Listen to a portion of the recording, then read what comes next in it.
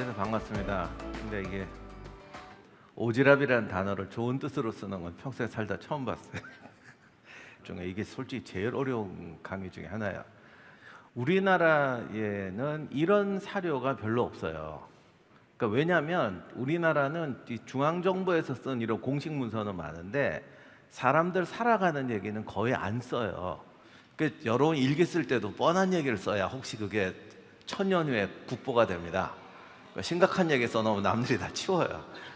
우리나라에 있는 몇 가지 이야기 중에서 우리들이 과거에 소위 말하는 오지랖스러운 왜 남을 돕고 사는 이런 것들이 우리 삶 속에서 어떻게 구현되었고 그거를 우리가 오늘날 어떻게 해석할 거고 적용할 거냐, 여기까지 짧은 시간 내에 말씀드리도록 하겠습니다. 그 조선시대 야사 중에 뭐 그런 게 있어요. 어떤 사람이 이제 서울에 벼슬 하러 가다가 옛날에는 뭘 갖다 바쳐야 되니까 전 재산을 팔아서 이제 벼슬을 해야겠다고 가다가 전염병에 걸려 다 죽고 이제 여인 한 명만 살아남았다.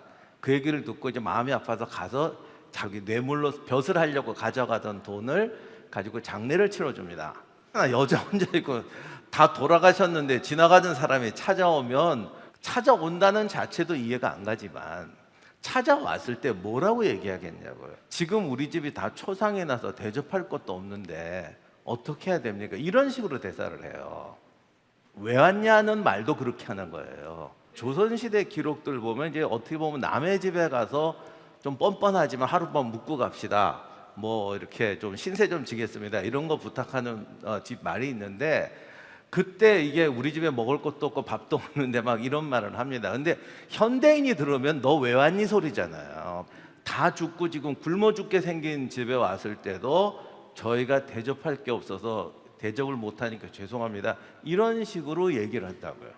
삶의 습관 속에서, 가난한 삶 속에서 누가 찾아왔을 때는 일단 내가 이 사람을 대접하고 밥은 먹여야 된다라는 어떤 문화가 내재해 있는 거예요. 하멜표르기 보면은 네덜란드 사람이잖아요. 남한테 공짜로 얻어먹는 거를 굉장히 수치스럽게 생각해요. 근데 우리는 조선시대는 부자들한테 가서 없는 사람이 때로 가서 좀 나눕시다 하는 자체가 풍속이었단 말이에요, 일종의. 물론 가난해서 그러긴 했지만 여기서는 구걸하는 게 나쁜 게 아니에요, 나쁜 게 아니에요 이렇게 쓰니까 그 네덜란드 사람한테 한 얘기거든요. 근데 이제 번역해서 한국 사람들이 읽으니까 기분 나쁜 거예요. 이거 뭐 조선시대 사람들은 다 거지냐 이런 식으로 자꾸 이해를 하는데 그런 것들이 사실은 어느 나라나 옛날에는 30%는 거의 극빈층입니다. 이건 뭐 유럽이나 잘 사는 나라 다 마찬가지예요. 그러니까 이런 사람들을 어떻게 사회적으로 구제하느냐는 방법이 좀 달랐던 거죠. 하멜이 살았던 시대는 유럽에는 빈민구호소 같은 게 생겨가지고 무료 급식하고 이렇게 돼 있으니까 거기 가는 사람과 이렇게 동네에서 나눠 먹는 거를 표현을 그렇게 한 건데 사실은 농업사회에서 이렇게 서로 당연히 이렇게 나눠 먹는다라는 거는 어떤 하나의 관행처럼 남아 있었던 거죠. 해피 빈 콩이라는 거는 우리 옛말에 뭐 콩 한 쪽도 나눠 먹는다 이 말에서 분명히 따셨을 텐데 내가 콩 한 쪽도 나눠 먹는다는 말이 어디서 기원한 거냐면 원래 옛날 사람들은 콩은 빈민들 먹는다는 개념이 있어요. 왜냐하면 콩은 비료를 안 주고 비가 안 와도 싹이 나거든요. 그래서 농사를 할 수 없는 마지막 지역에서 심는 게 콩이에요. 콩을 이제 논두렁 같은 데 심어놨다가 농작물이 망하면 콩을 먹는 거죠. 그러니까 콩을 먹는다는 건 기근이 들어서 식량이 없다라는 뜻이에요. 그 와중에 그것도 나눠 먹는다는 문화라는 거죠. 그만큼 서로 돕고 사는 사회가 기본이 되어 있다는 겁니다. 남는 돈을 주는 게 아니라 가난하고 힘드니까 별로 미담이 아니지 않느냐 이렇게 말할 수도 있는데 문제는 옛날에는 다 힘들고 어려웠어요. 그리고 농업사회라는 건 기본적으로 다 서로 돕고 사는 거예요.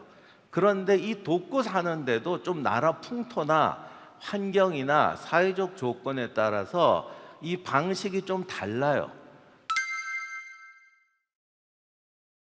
우리나라 같은 경우는 두 가지 특성이 있어요. 이건 전 세계에서 그 한국이 가진 아주 독특한 특성 중에 하나인데 우리는 밀도 있게 모여 살거든요. 물고기도요, 똑같은 종이라도 바다에서 사는 놈은 흩어져 살고 양식장에서 키운 놈들은 항상 모여 있어요.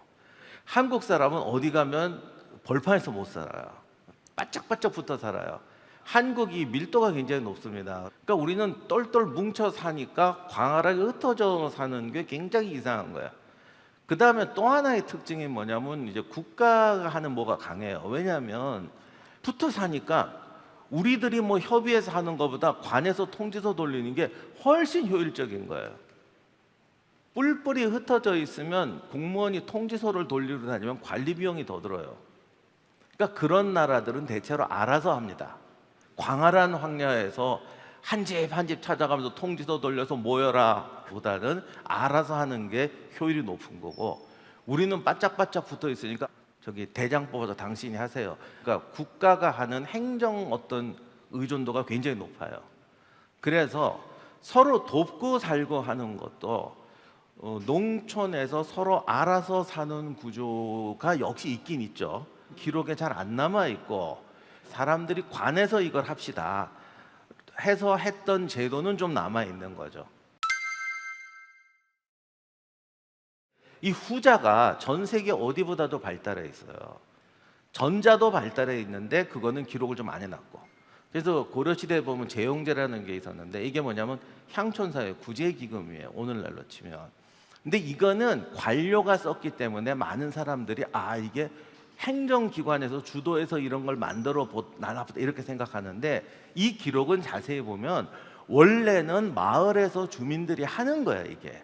근데 이제 뭐 전쟁이 나고 막 상황이 어려워서 힘들어지니까 좀 좋은 수령이 와서 개입을 해서 이런 거를 좀 이렇게 뭐 도와준 거죠. 그래서 이 제용제기가 고려시대에 두 개가 남아 있는데, 이 국가에서 이런 걸 만들었다가 아니라 이렇게 망가진 것을 착한 수령이 와서 도와줬다, 이런 의미로 쓴 겁니다. 결국 복구를 시킨 다음에 나는 절대 개입하지 않겠다, 그리고 내가 수령으로 있으면서 공무집행으로 번 돈을 여기다가 기부하겠다, 이렇게 했다는 기록이에요. 다시 말하면 지역사회에서 나름대로 이런 걸 해가는 것이 잘 돼 있었다는 거죠. 근데 우리가 역사책에서 가르칠 때 자꾸 이거는 빼고 환곡 이런 것만 가르쳐서 그래요. 왜냐면 기록이 것만 남아있으니까. 사실은 환곡 이전에 사람들끼리 서로 도우며 사는 이런 게 잘 돼 있어요. 제일 알기 쉬운 게 동계라는 거예요. 우리나라 고려시대나 조선시대 때 말하는 계라는 건 동네 기금, 동네 지역조합 같은 거로 생각하시면 되는 거예요. 그러니까 동에서 기금을 만들어서 세금도 내고, 뭐 다리를 고쳐야 된다 그러면 다리도 이렇게 고치고 하는 거예요. 근데 이제 이런 게 잘 안 남아 있어서 그런데, 사실은 똑같이 내는 게 아니라 동네선 다 알잖아요, 누가 돈 있고 누가 돈 없는지. 그러니까 알아서 그렇게 다 내요. 우리 역사가 요즘에 좀 잘못 가르친 게 조선시대 지주들이 못됐다고만 가르치는데, 그래도 조선시대 때 악덕지주보다 정상지주가 훨씬 많습니다. 그럼 정상지주는 어떻게 하는 거냐면 다 동네에서 이렇게 알아서 하는 거예요. 근데 이제 그게 깨지는 경우가 있어요. 문제가 생길 때만 이게 기록에 남아서 그렇지 대부분은 이렇게 알아서들 해요. 그 부자가 알아서 내고, 이번에 흉년이 들었다 그러면 이게 다리 공사는 내가 하는 거 낼게, 이런 식으로 해서 사회가 많이 유지되어 온 겁니다. 그런 거를 하는 게 동네 기금이에요.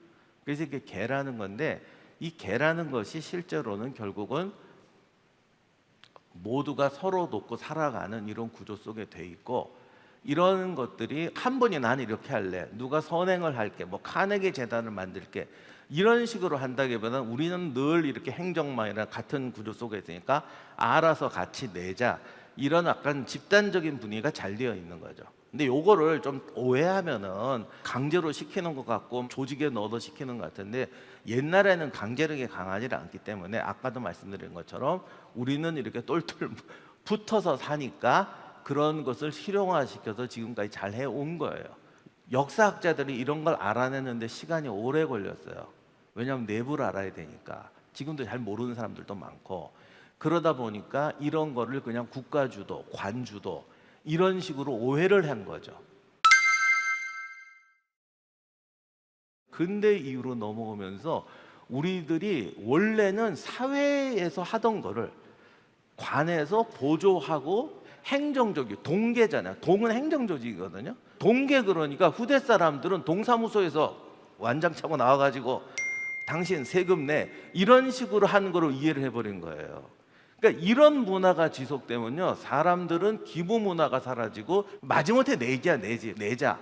하지만 왠지 좀 이렇게 늘 자발성이 없어지는 거야. 우리나라가 시민들의 자율적인 문화라는 게 아예 없는 것처럼 살아오게 됐다. 그리고 항상 이제 관에다가 이거 좀 하세요, 이거 좀 하세요. 뭐 이게 오래되다 보니까 그냥 나는 돈만 내거나 그냥 마음으로 응원하고 쟤들이 하는 거다라는 식으로 이해하게 된 거예요. 인간은 서로 돕고 사는 가운데서 인간에 대한 생각이 달라지는 거예요. 그러다 보니까 우리들이 이런 민간에서 기부하고 잊어버리고 살게 되고 이런 문화가 있었다는 것도 모르고 살게 된 거예요. 저는 그래서 이게 해피빈 이런 사업이 사실은 본래 모습을 회복하는 거라고 생각하고, 그리고 한국 사람들은 어쨌든 이 집단적으로 뭐 하는 걸 되게 강해요. 이게 좋은 점도 있고 나쁜 점도 있는데 문화라는 건 결국 어떤 것에서 좋은 것을 해오는 게 중요한 거죠. 그 역사에서 제일 설명하기 힘든 게 문화 DNA라는 거예요. 이거 옛날에 유명한 사회학자도 이런 말을 했는데, 우리가 인간의 행동이나 제도는 환경의 소산이라고 그래요. 환경이 A였다가 B로 바뀌면 B가 되겠구나, C로 바뀌면 C란 제도를 하겠구나, 이렇게 설명하면 되게 쉬운데 실제로 역사를 보면 A에서 B로 갔는데 사람들은 A-로밖에 안 변해요. B에서 C로 갔는데 B-로밖에 안 변해요. 그러니까 우리 얼굴도 모르는 선조 조상님들이 해온 것인데 그게 우리 사회의 문화 속에 남아있는 거죠. 거듭 말하지만 그거는 좋은 점도 있을 수 있고 혹은 나쁜 점도 있을 수가 있어요. 중요한 거는 그게 좋으냐 나쁘냐가 중요한 게 아니라 우리가 지금 환경 속에서 얼마나 잘 이해할 수 있냐라는 거예요. 전에 월드컵 했을 때 첫날 광장에서 하고 쓰레기 더미로 꽉 찼어. 그때 한일 공동 월드컵인데 일본 애들은 휴지 한 장도 안 버렸는데 한국 애들은 광장에 휴지 이렇게 버리고 갔다. 그 다음날 또 휴지 한 장도 없어요. 지금 생각해 보면 그 정도로 빨리 집단적으로 고치고 바꿀 수 있다건 바꾸는 거잖아요. 그렇게 바꿀 수 있는 거는 한국의 특별한 문화적 DNA예요. 그런 것들이 이런 환경 속에서 살아온 거죠. 오늘날은 한국이 세계에서 가장 빠르게 깨끗한 나라로 변했어요. 이렇게 우리들이 문화라는 건 어떻게 창조하느냐에 달려있는 거예요. 좋은 문화와 나쁜 문화라는 건 없어. 좋은 전통이냐 나쁜 전통이냐는 건 없어. 사회가 급속히 바뀌다 보니까 좋던 게 나쁘게 되고 나쁜 게 좋던 게 되고, 그리고 좋은 거와 나쁜 거는 항상 섞여 있어요. 빨리빨리가 좋은 거예요 나쁜 거예요? 어떻게 쓰느냐에 다른 거예요. 그 빨리빨리도 역사적 문화적 배경인데 그런 게 이제 문화 DNA 중에 하나예요. 그래서 우리가 콩 한 쪽도 만원 농경 문화 시절에 있던 거다. 우리나라에 지금 농경 문화 아니에요. 농업이 아마 2% 3%도 안 될 거래요. 그럼 그거 필요 없네. 이제 우리 못 하는 거네. 그리고 이런 콩 한 쪽 나눠 먹고 그 휴지 한 컵에 치우는 이런 집단성은 세계 탑급이에요. 그런 걸 문화 DNA라고 하는 거예요. 그럼 이게 좋다 나쁘다가 아니라 현대 사회에서 이걸 우리가 살리면 돼요. 제가 아까 말씀드렸듯이 어떤 국가나 관의 행정력을 통해서 뭘 하는 것도 세계적으로 굉장히 빨라요. 그렇다면은 우리 그 내부에 있던 진짜 우리의 전통을 오늘날 세대에 우리가 살리면 되는 거죠. 그런 게 저는 문화 DNA라고 생각하고 진정한 역사와 전통이라고 생각합니다. 그리고 정말 이런 세월이 한 100년, 200년 가서 우리의 전통이 되었다면 우리는 이걸 잊어버리겠지만 적어도 우리는 1000년, 2000년 동안 가졌던 과거의 공동체와 한국의 특수한 문화에 대한 문화 DNA가 아직 살아있어요. 그렇다면 오늘 우리는 그것을 더 좋은 의미로 살리는 게 좋지 않겠냐. 그게 이제 제가 말씀드리는 문화 DNA입니다. 그리고 해피빈을 보고 충격받았는데 이런 게 필요했는데 이게 했구나.